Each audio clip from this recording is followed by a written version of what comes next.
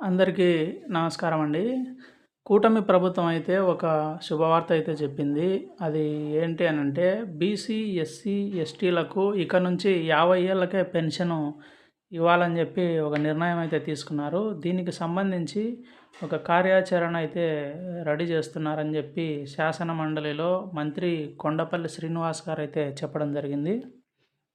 ఈ శాసన మండలిలో చెప్పిన ప్రకారం ఏంటంటే వీరు ఎన్నికల సమయంలో ఇచ్చిన హామీల్లో భాగంగా 50 ఏళ్ళు నిండిన బీసీ, ఎస్సీ, ఎస్టీలకు పెన్షన్ ఇవ్వాలని చెప్పి వారు నిర్ణయించడం జరిగింది.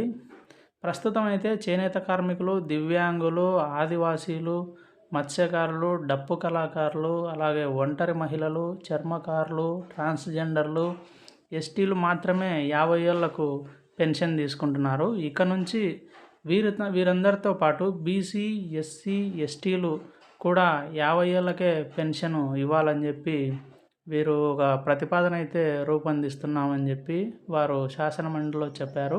ఇప్పుడు ప్రస్తుతం ఆంధ్రప్రదేశ్లో 50 నుంచి 59 ఏళ్ళ మధ్య వయసున్న వారు 12,09,332 మంది అయితే పెన్షన్ తీసుకుంటున్నారు.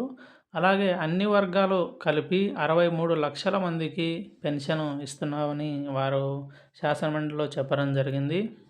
ఈ మొత్తం పెన్షన్ల పంపిణీ కోసం బడ్జెట్లో 32,141 కోట్లు కేటాయించడం అని చెప్పారు. ఇదండి ఇన్ఫర్మేషన్. Thank you.